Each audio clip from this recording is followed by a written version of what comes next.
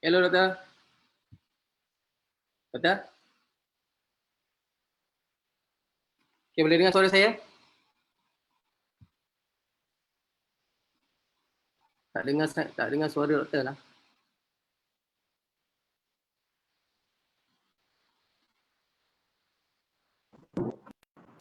Okey.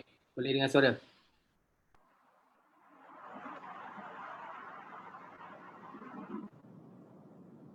Okey doktor, apa khabar doktor?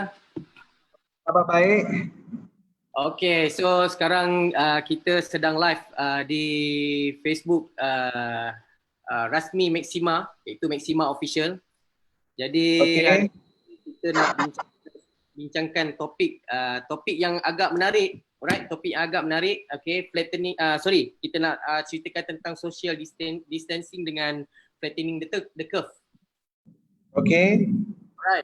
So macam mana doktor sekarang, keadaan doktor sekarang dalam situasi PKP ni, what is your activity, bagaimana keadaan sekarang ni, live sekarang macam mana? Okey, sekarang keadaan PKP ada mencabar juga. Okey, it's a bit challenging, but you have to keep yourself active. Okey, anda mesti sentiasa aktif. Okey.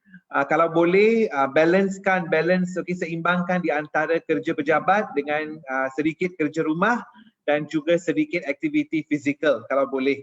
Okay, because sekarang tak boleh exercise, tak boleh jogging, semua tidak dibenarkan. So kalau boleh, try to buat exercise fizikal di luar rumah sedikit setiap hari 10 ke 20 minit kalau boleh.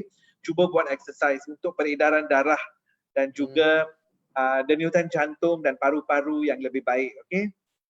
Maksudnya sekarang kalau katalah kita nak buat exercise sekarang ni, exercise di dalam rumah boleh lah doktor Exercise di dalam rumah, mereka yang mempunyai rumah landed property boleh pergi keluar rumah petang pukul 5:30 macam ini, exercise, buat a bit of stretching, buat a bit of running around the house for a while, 5-10 minutes, okay? Exercise, warm up, warm down. Ini penting kalau boleh 3 hingga 5 kali seminggu. Okey, doktor, maksudnya sekarang kalau kita, let's say lah, kalau kita nak exercise sekarang, kalau contohlah kita nak exercise di luar kawasan rumah kita maksud di luar kawasan rumah tu, maksudnya adakah kita boleh lepas pintu pagar rumah ataupun masih dalam pintu pagar rumah? Masih dalam pintu pagar rumah. Try to be in your house, in your own area. Jangan keluar rumah untuk membuat exercise. Okay, because now time is not so good and ada banyak orang yang menggunakan jalan raya, jalan besar, apa-apa. So untuk mengelakkan daripada jangkitan, perkara yang paling baik ialah cuba exercise di dalam rumah. Dalam rumah lah. Actually sebenarnya boleh je exercise dekat dalam rumah. Betul lah doktor Yes, boleh. Kan? Sebab saya kalau tengok pada dekat YouTube tu, banyak exercise yang kita boleh buat sebenarnya dekat dalam rumah. Yeah, boleh buat. You boleh on your music amplifier, on your music, and then you can do all kind of, do some dancing, simple dancing, stretch your body, everything can. Kan? Sebab tak semestinya kalau you, let's say you nak exercise, okay, tak semestinya you nak kena ada equipment, nak kena ada treadmill, nak kena ada dumbbell, everything semua. So I rasa benda-benda yang ada dekat dalam rumah pun actually membantu. Betul lah doktor Betul, boleh menggunakan. Okay, you boleh on music, kalau you suka music, on some music and then start dancing accordingly, do some stretching and everything. Okay, alright doktor. So sekarang ni kita tengah menunggu view lebih ramai lagi sebelum kita start kita punya session kita pada minggu ni. So sebelum tu kita nak minta maaf pada semua yang menanti live kita. Actually sepatutnya pukul 5 tapi tadi disebabkan ada technical error tadi. Jadi kita tak dapat nak buat pukul 5, so kita terpaksa buat pukul 5:30. So sorry guys, alright. So memang kita pun tak jangka benda ni berlaku, tapi is a technical problem, tapi kita solvekan the problem tu. So hari ni sekarang kita boleh live. Hari ni special appearance bersama Scientific Advisor Maxima Profesor Madya Dr. Arish Kumar. Alright. Okay, so saya nak bagi tahu juga kepada yang menonton, okay, jika anda ada apa-apa soalan, alright, soalan tentang anything, okay, tentang produk ke, anda nak tahu tentang COVID-19 ke, atau social distancing ke, so anda boleh letakkan soalan-soalan anda tu pada komen-komen yang ada di ruangan komen, di kita punya Maxima official punya Facebook. Okey doktor, so kita tengok, kalau kita nak tengok daripada segi perkembangan perkembangan COVID-19 di Malaysia setakat hari ni, dok, apa dok punya from your overview? Okey, bilangan setakat ini, bilangan kes yang direkod, yang laporkan 3,800 until semalam, 6 hari bulan April. 3,800 kes, lebih kurang 50 hingga 60 kematian. Okey, so kalau dibandingkan Malaysia dengan negara-negara yang lain di Eropah dan juga Amerika, Malaysia is still not so bad. Okey, masih boleh dikatakan under control, dan apa yang baik ialah bilangan kes-kes yang dilaporkan setiap hari lebih kurang sama di antara 120 hingga 170 antara itu kes-kes yang dilaporkan setiap hari. So we are not so bad. Keadaan di Malaysia boleh dikatakan di bawah kawalan. Di bawah kawalan So kalau kita nak tengok dari segi statistik doktor, macam contoh kalau kita nak compare kita punya statistik di Malaysia, kalau nak compare, nak bandingkan dengan negara-negara yang lain doktor, macam contoh US, macam sekarang kan, US memang dia punya peningkatan positif COVID-19 tu, kes dia terlalu tinggi sekarang ni, dia lead sekarang. Betul. Lead sekarang. So 2,200,000 lebih. Okay, kalau kita tengok daripada segi kita punya statistik tu, ada, kalau doktor tengok, adakah kita Malaysia ni kita punya peluang untuk memutuskan rantaian COVID-19 tu ada peluang yang cerah dan lebih cepat daripada yang nak compare dengan negara-negara lain? Betul, kita mempunyai peluang untuk memutuskan rangkaian COVID-19 yang lebih cerah, okey, berbanding dengan negara-negara lain seperti Italy, seperti France, Switzerland, Germany dan juga Amerika dan United Kingdom. Tapi ini akan mengambil sedikit masa lagi, okey, because bilangan kes yang direkodkan masih 3 angka, 120 hingga 170 kes setiap hari, tapi ia akan mengambil masa. And kalau sampai April 15 bilangan kes masih 100 lebih, saya mungkin PKP ini akan dilanjutkan lagi. So maksudnya kita hari ni betul-betul kita kena jaga kita punya social distancing kita tu doktor Dan kita kena ikut betul-betul PKP ni supaya kita tak keluar daripada kalau boleh kita tak boleh, kalau tak perlulah kita tak perlulah keluar daripada rumah sebenarnya doktor. Betul, very important. Setakat ini bilangan rakyat Malaysia yang mematuhi PKP di antara 90 hingga 95%. Okey. Ada lebih kurang 2 hingga 5% yang tidak mengingkari, tidak mendengar kepada kata-kata polis dan juga lain-lain lagi. So kalau kita nak hampir 100% rakyat Malaysia mematuhi PKP untuk memutuskan rangkaian COVID-19 secepat mungkin. Okey. So doktor, kita hari ni kita bercakap tentang pencegahan hari ni doktor. Mungkin dekat luar sana tu tak berapa ramai lagi yang faham tentang social distancing ni dan kepentingan hari ni, kenapa hari ni kita perlu menjalankan ataupun membuat social distancing ni doktor. Boleh doktor jelaskan sikit kepada dia? Hari ini adalah sangat penting untuk membuat social distancing. Kalau di rumah okey, dengan ahli-ahli keluarga you tak payah buat social distancing pun okey because you tinggal dalam rumah yang sama. Tetapi once you step out, bila keluar daripada rumah, mungkin nak pergi ke pasar raya ke, nak pergi ke pasar ke, mana-mana klinik ke apa-apa, cuba mengamalkan social distancing. Iaitu ini bermaksud anda dengan orang lain yang berada di sebelah kiri ke kanan anda sekurang-kurangnya jarak, paling kurang pun sekurang-kurangnya 1 meter di antara anda dengan orang lain. Nah, mengapa 1 meter dipilih? Kerana 1 meter merupakan jarak di mana virus ini tidak boleh merebak kepada orang yang seterusnya. So kalau anda boleh, bila anda berada di klinik, pasar raya ke pasar, ke mana-mana tempat, tolong amalkan social distancing. Jaraknya sekurang-kurangnya 1 meter. Kalau 2 meter lebih baik.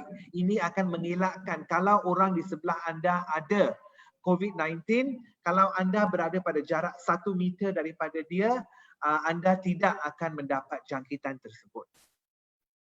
Okey, 1 meter yang doktor maksudkan ni, adakah 1 meter yang dia dah ukur siap-siap? Maksudnya kalau let's say orang tu ada jangkitan, ada virus tu, let's say dia duduk depan kita 1 meter. So let's say kalau dia bersin, adakah jarak 1 meter tu dia punya virus yang keluar daripada dia punya bersin tu boleh memang tak kena kita? Okey, kalau satu lagi perkara penting, bila anda berada di luar rumah untuk kerja-kerja ke klinik, ke pasaraya, ke pasar, you mesti memakai mask. Mesti pakai penutup mulut. Very important. Kerana anda tidak tahu bagaimana macam mana punya orang berada di sebelah anda. So kalau anda memakai mask dan anda berada pada jarak 1 meter, kebarangkalian anda mendapat jangkitan ini adalah kurang. Memang ada kebarangkalian tapi kebarangkaliannya adalah kurang. Okey. Saya nak tengok pada kita punya page ni jap. Okey. Saya nak try tanya dia orang, adakah kita punya live ni dia orang clear dari segi suara, visual, video ni, adakah dia orang clear? Boleh tak someone comment sikit kita punya live ni clear tak untuk anda?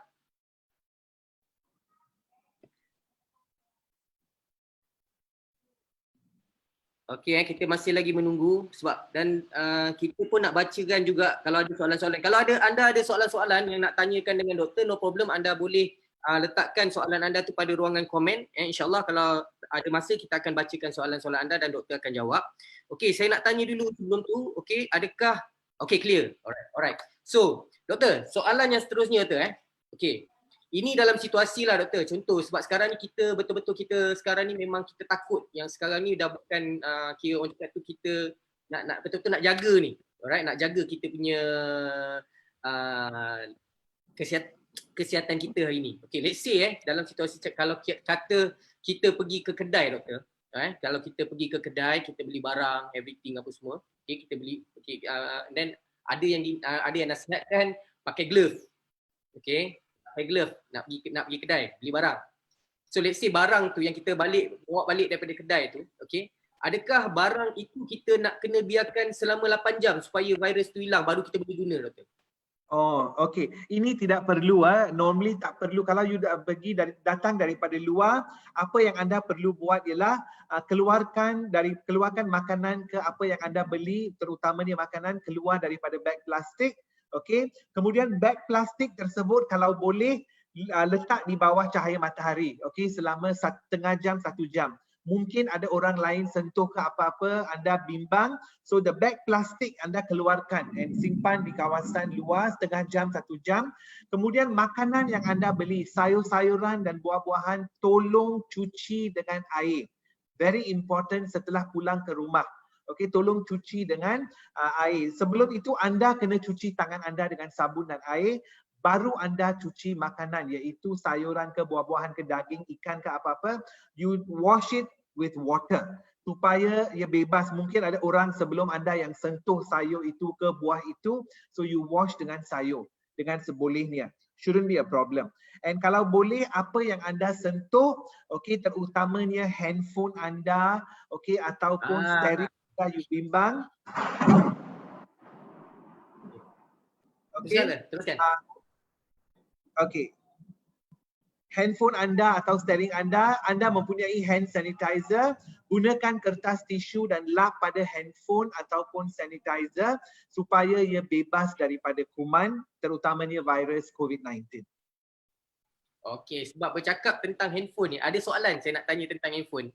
Okey. Dan saya rasa soalan ni pun mesti ramai orang nak tahu juga tentang soalan ni. Okey, doktor, soalan dia, adakah handphone ni menjadi penyebab untuk penularan virus corona ni? Ya, handphone. Boleh, kerana anda pergi keluar, anda sentuh banyak permukaan, tombol pada pintu anda sentuh pintu, anda sentuh pelbagai jenis permukaan, dan kemudian dengan tangan yang sama anda menyentuh handphone. You tak menyedari pun you sudah sentuh handphone. So bila kembali ke rumah, tolong ambil tissue paper, letakkan beberapa titis hand sanitizer and kumankan handphone anda dengan betul. Very important. Kemudian sentuh air, basuh tangan dengan air dan sabun yang betul selama sekurang-kurangnya 20 saat. Okay, very important. Kalau orang yang betul-betul nak mengelakkan diri daripada jangkitan, setelah pulang daripada pasaraya, pasar atau klinik, ia akan pergi mandi dan tukar pakaian. That is the best.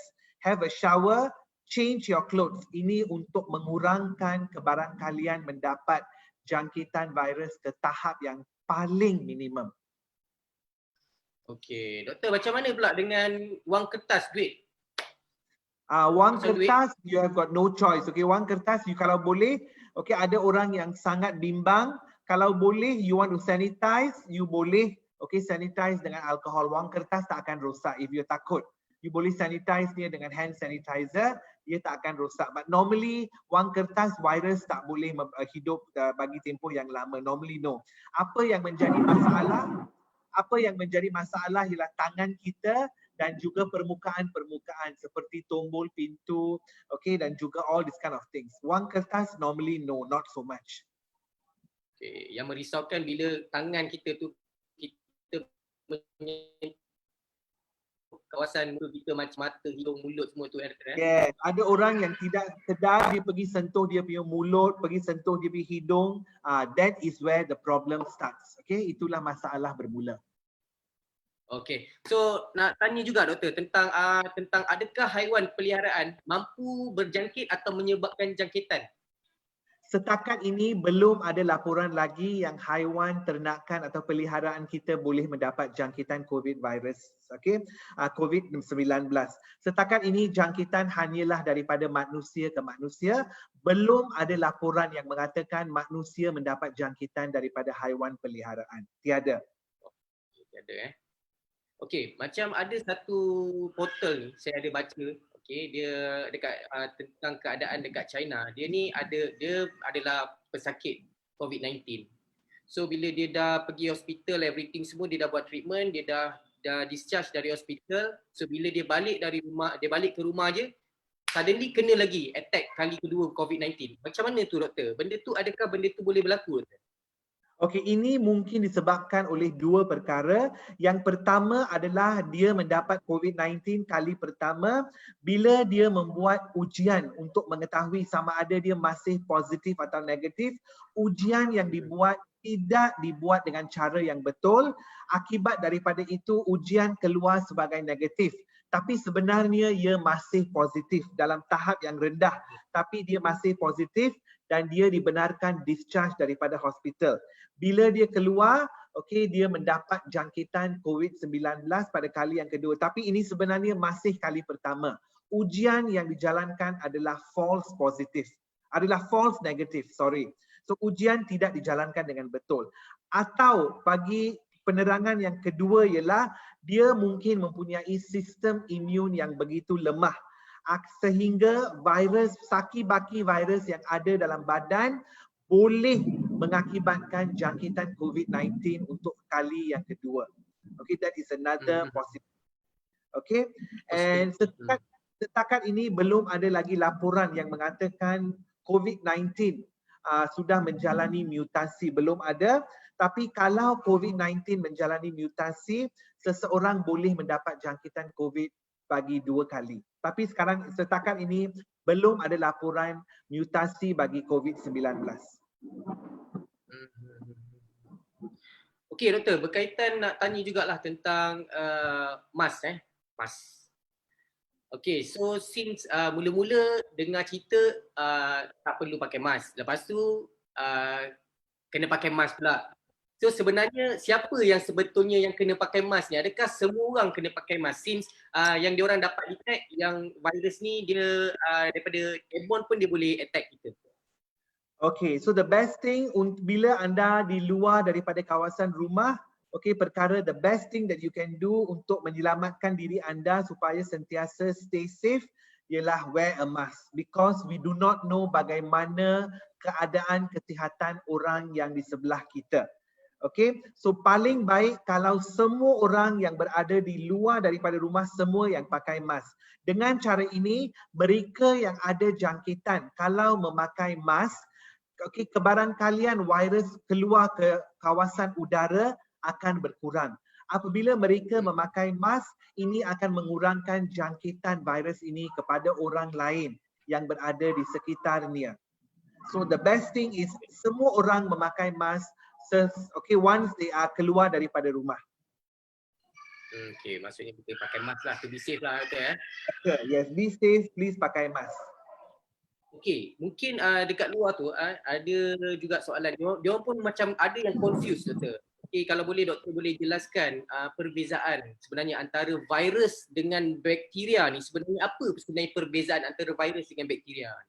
Okey, virus dengan bakteria kedua-duanya merupakan mikroorganisma yang tidak dapat dilihat dengan mata kasar, hanya dapat dilihat dengan menggunakan mikroskop. Now, bakteria adalah 1000 kali lebih besar daripada virus. So, virus 1000 kali lebih kecil daripada bakteria. Now, apa yang penting ialah jangkitan bakteria. Kebanyakan ataupun hampir semua jangkitan bakteria ada ubatnya yang dipanggil sebagai antibiotik. Antibiotik boleh digunakan untuk menangani masalah jangkitan bakteria. Now, the problem with jangkitan virus ini, ada beberapa virus yang ubat untuknya, apa yang dipanggil sebagai antiviral, belum didapati lagi. So ini menyebabkan virus itu menjadi lebih berbahaya. And satu daripada virus yang tiada penawarnya adalah COVID-19. Setakat ini tiada ubat antiviral, tiada ubat spesifik, dan yang paling merisaukan ialah setakat ini bagi COVID-19 tiada vaksin. Tiada vaksin lagi Ya, Okey, tiada Doktor, vaksin. kalau kita bercerita tentang virus ni, sebenarnya virus ni banyak dekat luar, betul Doktor Ya, betul. Banyak. Virus ni dia ada bermacam-macam jenis virus. Okey. Betul. Dan ada pandangan Doktor, kalau kita nak compare antara virus yang sekarang yang kita lalui yang COVID-19 ni nak dibandingkan dengan virus-virus yang lain, ada tak virus yang lebih dahsyat daripada COVID-19 ni Doktor? Okey, ada, memang ada. Virus yang lebih dahsyat daripada COVID-19 contohnya ialah Ebola virus. Ebola virus lebih teruk daripada COVID-19 kerana ia akan mengakibatkan kematian dalam beberapa hari sahaja. Lebih teruk daripada COVID-19. Iaitu apa yang dipanggil sebagai virus peringkat 4, level 4 viruses yang sangat berbahaya. Tapi COVID-19 merupakan virus yang senang merebak. Dan ini menjadikannya lebih berbahaya. Senang merebat di antara satu orang dengan orang yang lain, dan yang paling menyukarkan ialah ia tiada ubat spesifik. Sekarang ini doktor sedang menggunakan ubat malaria dan ubat HIV untuk menangani masalah jangkitan COVID-19. So ini menjadikan treatment atau rawatannya lebih sukar. So hari ni adakah yalah sekarang ni kita sebetulnya hari ni adakah hari ni sebenarnya kita perlu panik dengan situasi yang hari ni berlaku Doktor? Okey, anda tidak perlu panik, just stay calm. Buat apa yang dikatakan oleh apa yang dikatakan oleh media, iaitu apa yang dikatakan oleh sekarang kita ada PKP. The best thing seperti tolong tinggal di rumah. Kalau tiada pekerjaan di luar, jangan pergi keluar rumah. Kecuali nak beli sayur-sayuran, buah-buahan ke, nak beli grocery ke, atau kalau ada ahli keluarga yang sakit, itu sahaja. Selain daripada itu, jangan keluar daripada rumah kerana ini boleh membantu memecah atau memutuskan rangkaian jangkitan COVID-19. Okey, kita nak baca juga soalan-soalan yang ada yang ditanyakan di dekat ruangan kita punya komen ni Doktor. Okey, ada soalan yang dari Das apa ni? Sekejap Okey, sekejap tak boleh klik pula. Oh, okey. Soalan dia dari Pas P9. Okey kalau semua orang dikehendaki pakai topeng muka dan sarung tangan, adakah masih perlu ada konsep social distancing? Kalau ya, kenapa? Okey, walaupun semua orang pakai mask, masih perlu menjalani konsep social distancing. Mengapa? Kerana mask ini boleh melindungi tapi bukan 100% kerana ada celah-celah mask di mana virus mungkin boleh keluar apabila bersin ke batuk. So the best thing, pakai mask dan pada masa yang sama buat social distancing. Why? Supaya ini dapat mengurangkan kebarangkalian jangkitan ke tahap yang paling minimum. Okay. So kita kalau sesiapa yang sedang menonton kita punya live ni, kalau ada soalan-soalan yang anda nak tahu, boleh anda tinggalkan komen anda pada ruangan komen ni. InsyaAllah kalau tak ada apa-apa masalah, kita akan bacakan soalan anda. Alright. Okay doktor, dari segi flattening the curve doktor, kalau tengok dari segi kita punya flattening the curve macam mana doktor untuk Malaysia? Okay. Sekarang seperti yang kita melihat, kalau anda melihat berita pukul 8 setiap malam, anda dapat melihat statistik di mana di Malaysia sekarang lengkungan sudah mula mendata. Dan lengkungan mula mendata menunjukkan bilangan jangkitan yang dilaporkan setiap hari adalah lebih kurang sama. Dan ini satu perkara yang baik kerana ia tidak menunjukkan lengkungan eksponen. Eksponen lebih berbahaya kerana dia berganda setiap hari. Tapi di Malaysia nasib baik now is under control. Setiap hari bilangan kes-kes yang dilaporkan adalah lebih kurang sama. Akibat daripada itu lengkungan sudah mula mendata.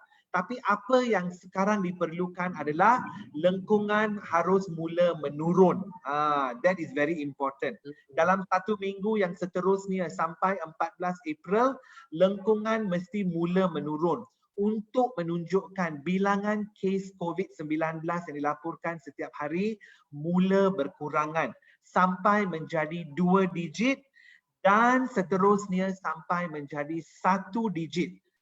Baru dikatakan selamat dan kita telah hampir kepada memutuskan rangkaian jangkitan COVID-19. Okay. So, doktor, saya nak tanya tentang contoh ni ada soalan yang saya nak tanya dengan doktor. Okey, bagaimana kalau kita nak ceritakan tentang kronologi seorang tu dijangkiti oleh coronavirus ni, doktor.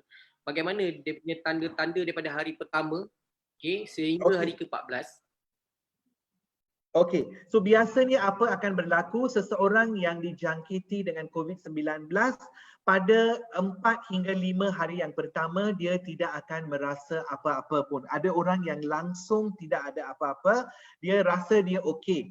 Tapi dia sudah dijangkiti dengan COVID-19. Nah, apa yang paling berbahaya ialah walaupun seseorang tidak sedar yang ia sudah dijangkiti, dia boleh menjangkiti orang lain yang datang dekat dengannya.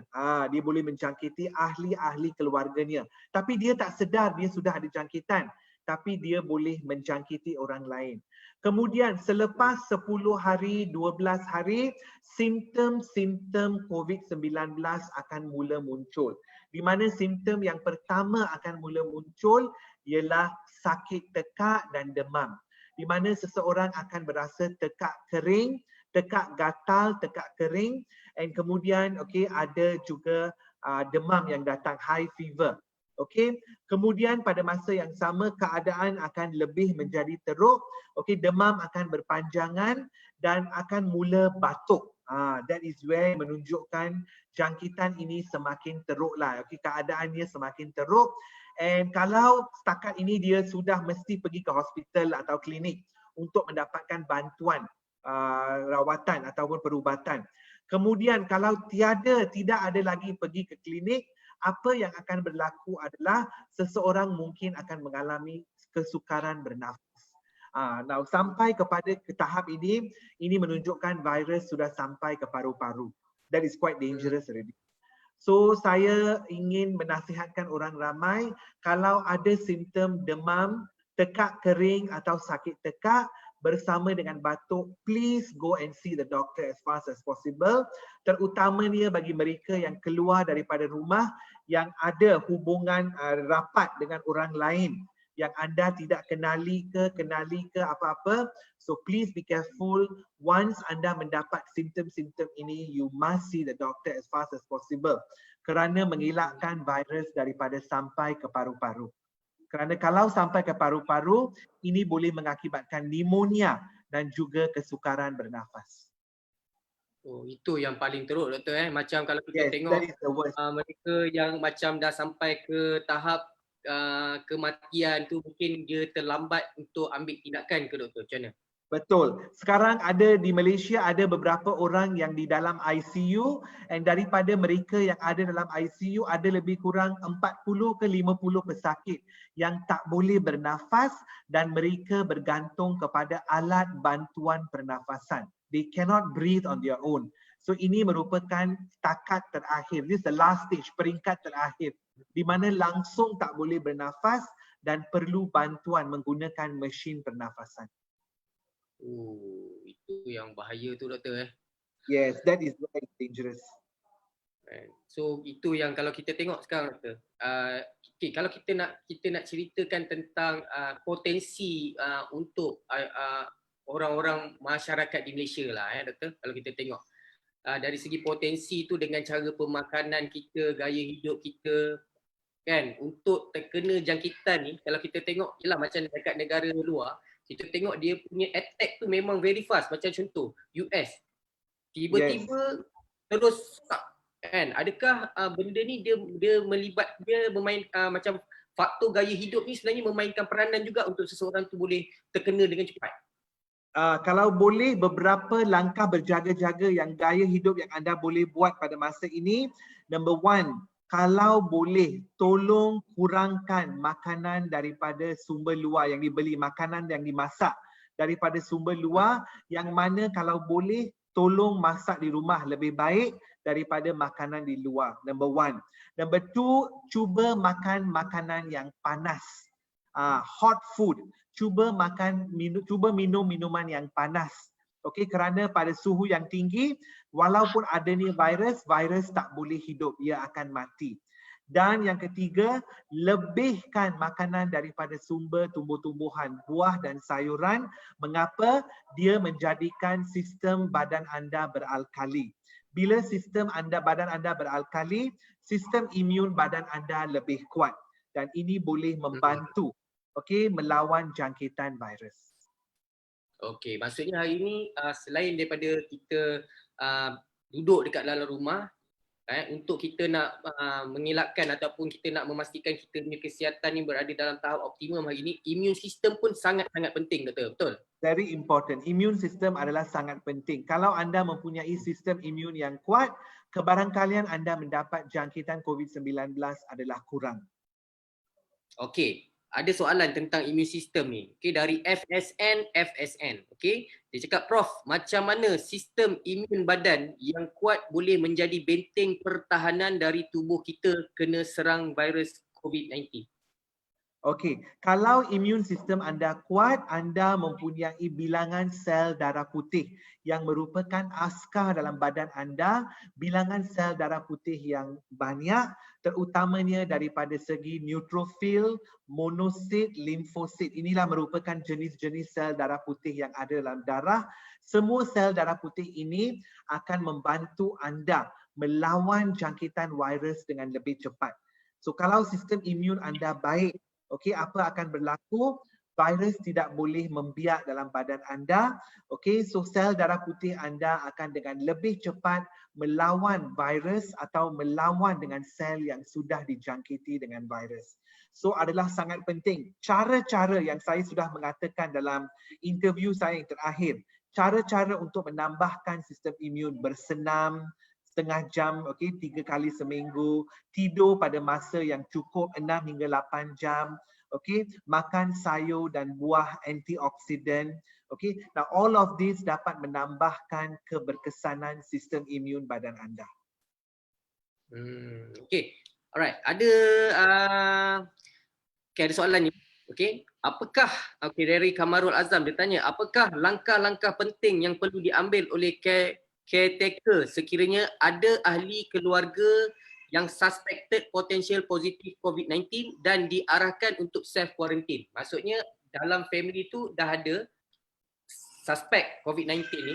So apa sebenarnya yang diorang yang nak kena buat sebenarnya? Okey, kalau ada ahli keluarga yang suspected atau kena kuarantin, okey, dia harus duduk dalam bilik yang berasingan. Okey, dia harus duduk dalam bilik yang berasingan dan apa yang penting ialah makanan dan minuman selalu perlu dihantar kepadanya pada masa-masa yang tertentu. Kalau boleh dia jangan keluar bilik, lebih baik kalau dia ada attached bathroom. Kerana dia akan masuk bathroom, bilik air pun tak ada orang kongsi, dia menggunakan bilik air yang tersendiri untuk mengurangkan kebarangkalian jangkitan kepada ahli keluarga yang lain. Tetapi pada masa yang sama, kalau dalam tempoh kuarantin, ahli keluarga yang dikuarantin mendapat simptom-simptom yang saya mengatakan tadi, kalau mula dengan demam, mula dengan sakit tekak, batuk yang lebih teruk, tolong bawa ahli keluarga itu jumpa doktor. Okey, ini menunjukkan okey ada kebarangkalian yang tinggi bahawa ahli keluarga tersebut telah pun dijangkiti dengan COVID-19, lebih-lebih lagi kalau dia baru balik daripada luar negara. Very important. Okay, alright. So, okay, nak tanya lagi doktor tentang immune system ni doktor. Okay. Macam tadi, satu untuk nak menambahkan immune system tadi tu nak kena jaga kita punya tidur, okay, nak kena bersenam, okay, makan, everything apa semua tu. Ada tak macam suplemen-suplemen, boleh tak suplemen-suplemen untuk menambahkan kita punya immune system doktor? Okey, ada suplemen-suplemen yang boleh menambahkan keberkesanan sistem imun. Okey, di Maxima, okey, kita sangat bernasib baik kerana 3 daripada produk kita boleh membantu anda menguatkan sistem imun anda. Lebih-lebih lagi pada keadaan sekarang yang ada wabak COVID-19. Okey, satu daripada suplemen yang pertama ialah Kix yang kita ada. Now, Kix kita mengandungi konsep yang dipanggil Valmune, di mana Valmune ini beta glucan dan juga DHA. Valmune ini akan masuk ke dalam darah, daripada usus diserap ke dalam darah dan akan diambil oleh sel darah putih. Seperti yang saya telah mengatakan tadi, sel darah putih kita akan bertambah aktif dan boleh membunuh virus dengan lebih cepat dan lebih berkesan. So satu daripada suplemen yang anda boleh ambil, kanak-kanak pun boleh ambil, orang tua pun boleh ambil kerana kedua-dua golongan ini sistem imun tak begitu kuat. So mereka boleh mengambil Kix 2 biji pagi, 2 biji malam untuk menguatkan sistem imun. 2 lagi suplemen yang ada daripada Maxima, satu adalah AFX dan satu lagi adalah CMX. Kedua-dua suplemen ini mengandungi AFA. Okey, alga biru hijau, A-Phanizomenon Floss Aquae yang didapati. Okey, AFA ini merangsangkan penghasilan sel stem daripada sumsum tulang. Dan sel stem ini akan berubah menjadi sel darah putih yang diperlukan untuk melawan jangkitan virus dan juga membunuh virus dan sel yang dijangkiti dengan virus.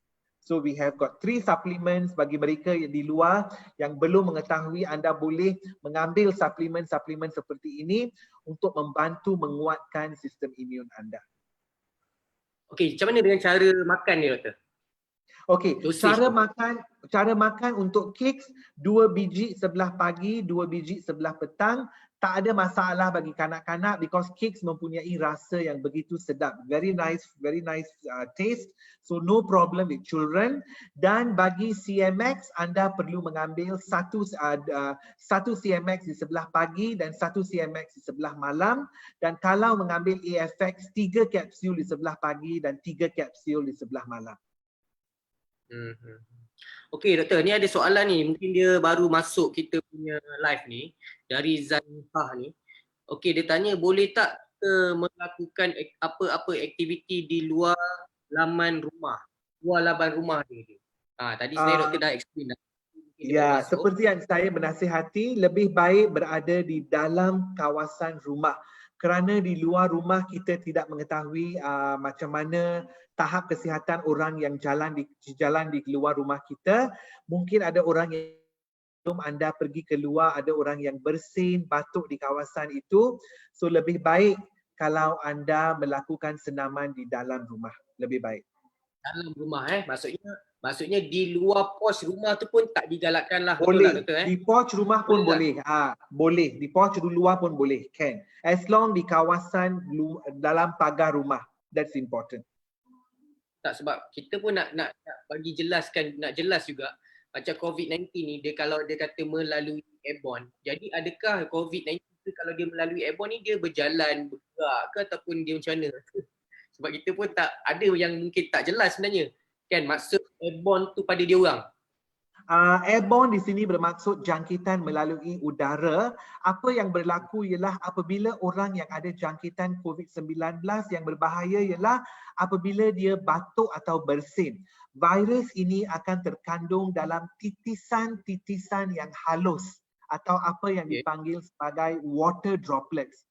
Now, kalau anda berada di kawasan tersebut dan kalau anda tidak memakai mask, ada kemungkinannya apabila anda menarik nafas, anda akan mengambil beberapa titisan-titisan halus yang mengandungi virus ke dalam sistem pernafasan anda. Dan inilah apabila masalah bermula. Atau apabila titisan halus ini jatuh di atas permukaan seperti tombol pintu atau mana-mana kerusi ke meja, dan anda meletakkan tangan anda di sana, kemudian dengan tangan yang sama anda menyentuh mulut atau hidung, jangkitan boleh merebak daripada satu individu ke individu yang lain. Okey, dari segi pemakaian macam contoh kita nak dari segi pakai face mask, okey. Bagaimana dia punya virus tadi tu, dia boleh bertahan, dia boleh berada tak dekat face mask tu tadi doktor? Yes, virus itu akan tak dapat masuk kerana face mask mempunyai liang-liang yang begitu halus dan ia akan mengelakkan virus itu daripada memasuki face mask itu. So ia akan berada di luar face mask. Kalau adalah, itulah sebabnya lebih disarankan kalau anda memakai face mask untuk masa yang lama 2-3 jam di luar, lebih baik bila anda kembali ke rumah tolong buang face mask, okay? Because apabila anda memakainya 2-3 jam, okay, ada peluh lah, all kind of things, and mungkin ada, kalau ada virus pun di luar face mask, anda harus membuangnya. Jangan menggunakannya bagi kali yang kedua. Tapi anda kalau memakai untuk 5-10 minit, okay, anda boleh menggunakan semula, no problem. But kalau lebih daripada 1-2 jam, lebih baik membuangnya. So maksudnya yang macam face mask yang macam boleh washable apa tu semua tu tak digalakkan lah doktor You can use, sekarang ada face mask yang washable, anda mesti basuh dengan betul-betul, sabun, kalau boleh betul-betul dengan sabun basuh dan jemurnya di kawasan yang panas, virus akan mati definitely, virus tak boleh hidup. Okay, so that is reusable. Tapi bagi mereka yang memakai face mask biasanya dipakai untuk 1-2 jam and then dibuang. Dia harus pakai face mask yang baru. Okay, ni ada soalan doktor. Dia tanya tentang Prof, kalau kita makan pemakanan superfood yang boleh merangsang ibu sel dan NK sel dari tulang sumsum organik, boleh ke ia meningkatkan sistem imun badan kita dan apa jua serangan dari virus-virus merosakkan tubuh kita? Okay, yes, kalau anda memakan superfood ini memang akan menambahkan 2 jenis sel dalam badan anda. Contohnya dalam Maxima kita ada AFX dan CMX yang ada superfood yang bernama AFA. AFA ini akan menambahkan bilangan sel stem dalam badan dan juga akan menambahkan bilangan sel NK dalam badan, iaitu natural killer cell. Kedua-dua sel ini boleh membantu boleh membantu melawan jangkitan virus dan juga membunuh virus dan juga sel-sel yang dijangkiti virus.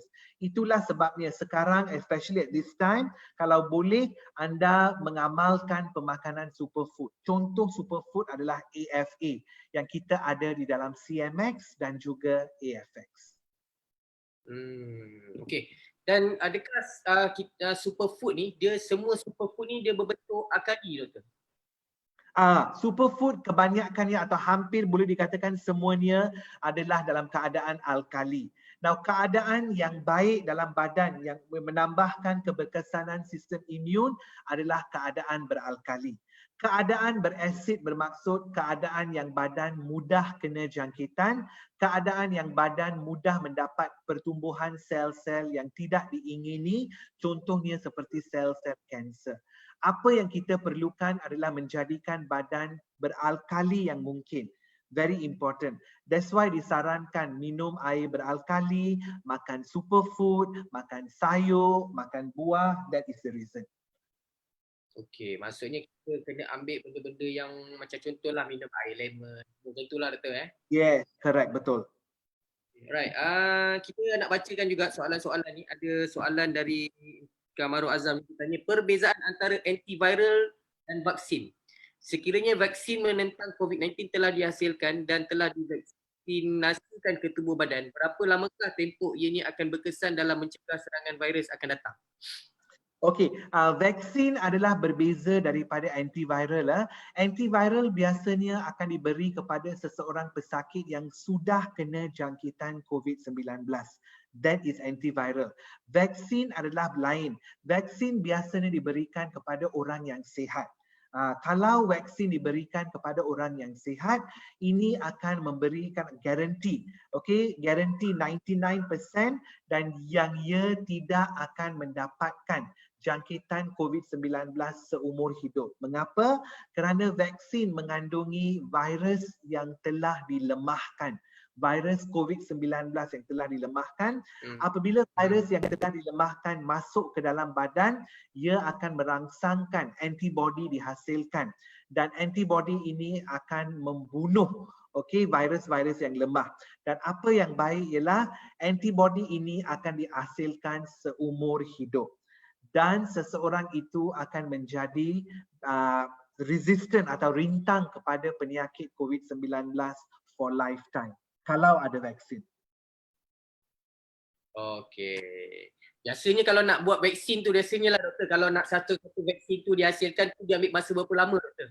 Ya, Kalau daripada lebih kurang sebagai biologis kan, so berapa lama biasanya ambil masa untuk sesuatu vaksin tu dihasilkan? Sekurang-kurangnya mengambil masa 1 hingga 5 tahun it takes for membuat vaksin. Not very easy. Ia adalah perkara yang sukar kerana vaksin ini harus diuji pada haiwan makmal.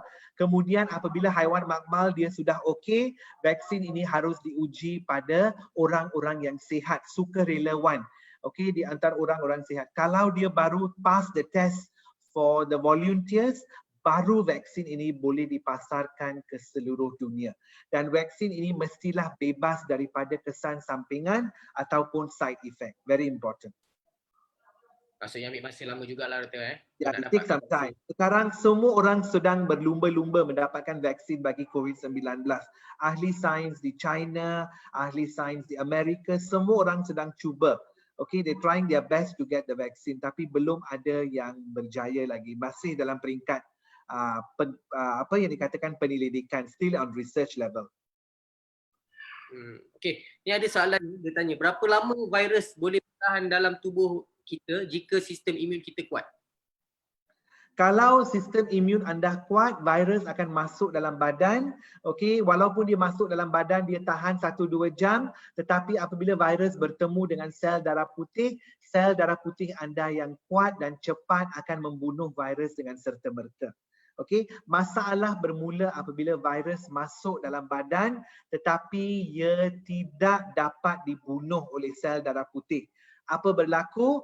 Virus menjangkiti sel dan apabila virus menjangkiti sel, sel itu akan mati dan membebaskan lebih kurang 100 hingga 200 virus yang baru. Dan ini akan berulang banyak kali dan apabila bilangan virus bertambah banyak, inilah masanya simptom-simptom akan mula dirasai oleh pesakit tersebut. Okey doktor, ni soalan ni saya pun nak tanyalah. Contoh kan virus virus. Okey, coronavirus. Kalau kita nak tengok bahayanya coronavirus dengan macam HIV ni, macam mana, apa pandangan doktor tentang antara coronavirus dengan HIV ni? Sebab saya ada tengok dalam news, dia kata ada juga sekarang ni diorang melakukan treatment HIV punya treatment pada pesakit coronavirus. Ya betul. Sekarang ubat yang digunakan untuk merawat pesakit COVID-19 adalah ubat malaria dan juga ubat HIV yang digunakan. Tetapi HIV dan coronavirus, ubat HIV dan coronavirus adalah berbeza. HIV adalah sejenis virus yang menyerang sistem imun anda dan dia mengambil masa sebelum seseorang itu akan mati. Ia akan mengambil masa daripada 2 hingga 10 tahun sebelum seseorang itu daripada keadaan HIV positif menjadi AIDS. Dengan lain perkataan, dia adalah virus yang sangat perlahan. It's a very slow virus. Okay, kalau sistem imun orang itu masih kuat, dia boleh sampai kepada tempoh 10 tahun sebelum seseorang itu meninggal dunia. Virus COVID-19 adalah virus yang agak cepat. Okey, kalau sistem imun seseorang itu tidak boleh menangani virus tersebut, seseorang itu boleh meninggal dunia dalam tempoh 1 hingga 2 minggu, terutamanya seperti yang saya telah mengatakan tadi, apabila COVID-19 sampai ke paru-paru dan mengakibatkan pneumonia dan akibat daripada itu ada kesukaran bernafas. That is the problem. Okey. Okey doktor, saya nak tanya juga. Okey, let's say lah pada seseorang yang macam dijangkiti, okey, boleh possible kalau immune sistem badan dia tu kuat, maksudnya dia dah kena attack tapi dia tak ada simptom, dia pun tak perasan. Alright? Immune sistem dia tu kuat. So bila dah sampai ke hari 14 tu maksudnya yang virus corona tu yang ada kat dalam badan dia tu dah tak ada ke ataupun macam mana doktor? Ya, kalau seseorang yang mempunyai sistem imun yang kuat, bila virus masuk dalam badan, dalam tempoh beberapa hari sahaja virus itu akan dimusnahkan. So ia tidak akan masuk ke dalam tempoh incubation period. So dia tidak akan menjadi sumber untuk jangkitan virus tersebut. So bagi orang yang betul-betul sistem imun kuat, virus masuk dalam badan pun dia tak mendapat jangkitan kerana sel darah putihnya telah mempunyai kebolehan untuk membunuh virus dengan serta-merta. So tak payah ada incubation period. Okay, orang itu tidak menjadi sumber penyakit dalam masyarakat. Okey. So maksudnya bila dia dah ada terkena tu maksudnya lepas daripada tu badan dia dah imun lah. Macam tu. Ya, badan dia dah imun. Yes. Yes. Boleh potensi tak untuk kena lagi? Kalau badan dia dah imun, boleh ada potensi tak untuk badan kena dia lagi? sudah imun, dengan lain perkataan dia belum dapat, anda hanya boleh imun kalau dapat jangkitan. Di sini sel darah putihnya telah membunuh virus. So apa yang berlaku ialah kalau bagi tempoh hari yang seterusnya, kalau dia mendapat jangkitan bagi kali kedua dan sistem imunnya adalah rendah, ini boleh mendapat jangkitan. Boleh ada kalanya dia boleh mendapat jangkitan dan mendapat penyakit COVID-19. Okey, maksudnya dalam apa yang kita perbincangkan hari ini, maksudnya hari ini untuk kita nak mengelakkan ataupun nak mencegah daripada terkena jangkitan COVID-19 ni, satu adalah kita amalkan PKP ni, kita buat PKP ni betul-betul, alright, social distancing everything semua. Dan kedua kita kena kuatkan imun sistem badan kita, betul tak? Betul, betul. Very important. Social distancing. Daripada kita nak mengelakkan, maksudnya kalau nak mengelakkan daripada jangkitan virus tu, maksudnya kita buat dua benda ni, betul tak? Betul. Jaga makanan anda, social distancing dan tolong ikut perintah PKP. Jangan keluar rumah kalau tiada mempunyai apa-apa perkara yang penting. Tolong jangan keluar rumah, tinggal dalam rumah. Ini boleh membantu. Sekali kita telah memutuskan rangkaian COVID-19, tiada akan berlaku jangkitan yang baru. Dengan ini under control. Malaysia kita, mungkin negara kita boleh menangani masalah COVID-19. Okay, alright. Last daripada, okay, saya nak tanya, ada tak soalan-soalan terakhir pada anda untuk nak tanya doktor, sebab kita pun dah 1 jam bersama dengan Dr. Arish. Ada tak apa-apa soalan? Okay, dan last word doktor, dari doktor. Okay, so sekarang ialah masa yang agak mencabar bagi negara kita dan juga negara-negara lain di dunia. So apa yang saya ingin menasihati anda ialah yang pertama, makan dengan cara yang betul, lebihkan kepada sayur, buah, ambil suplemen dan juga superfood, okey, kerana ini ialah masa yang penting. Pada masa yang sama, kalau boleh jalankan senaman sedikit sebanyak dalam rumah, okey, dan yang penting dua lagi perkara. Number one, social distancing, okey, sekurang-kurangnya 1 meter daripada orang yang bersebelahan anda, dan yang paling penting tolong ikut PKP.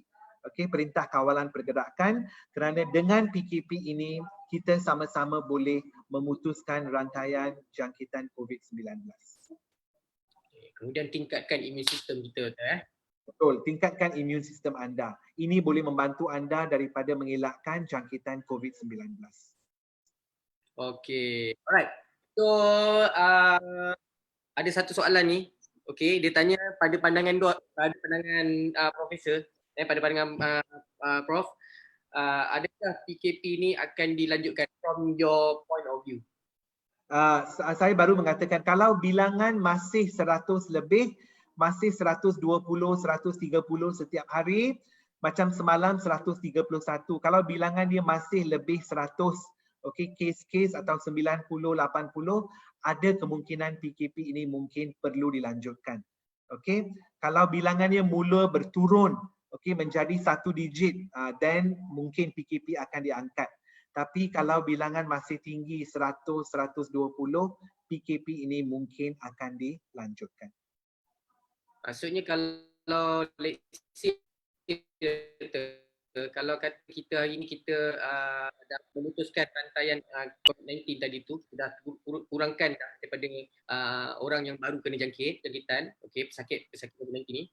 Dari segi kemasukan orang luar ke negara ni macam mana doktor, pada pandangan doktor? Benda tu masih lagi tahun dari luar masuk ke ataupun macam mana? Apa yang penting, orang sekarang ada undang-undang baru, semua orang daripada luar yang memasuki Malaysia dikendaki kuarantin untuk tempoh 2 minggu.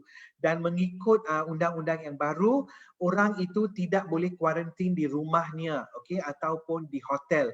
Orang itu akan dibawa ke satu tempat yang khas yang telah disediakan oleh kerajaan Malaysia, di mana ia akan disimpan di tempat tersebut, okey, perlu tinggal di tempat tersebut untuk 2 minggu. Selepas 2 minggu, seseorang itu perlu menjalani ujian COVID-19.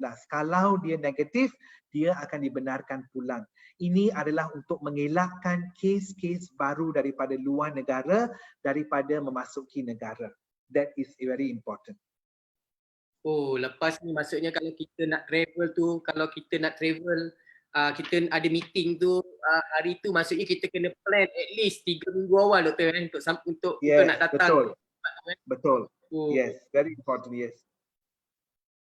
Okay doktor, so kita pun dah sampai ke penghujung program Ask an Expert. Jadi kita akan bersama lagi dengan Dr. Harish pada insyaAllah pada minggu hadapan, okay, dengan topik yang baru. Okay, mungkin yang dia tidak melibatkan sangat tentang COVID-19 ni, tapi dia lebih ceritakan tentang virus-virus, okay, yang ada di dunia ni. Kita nak ceritakan tentang virus-virus yang ada dekat dunia ni. Boleh doktor? Okay, boleh. Okay doktor, thank you very much for your time, dan thank you pada semua yang menonton live bersama Profesor Madya Dr. Harish Kumar. So thank you very much and stay safe. Jangan lupa untuk tingkatkan imun sistem anda. Assalamualaikum warahmatullahi wabarakatuh. Salam sejahtera. Thank you.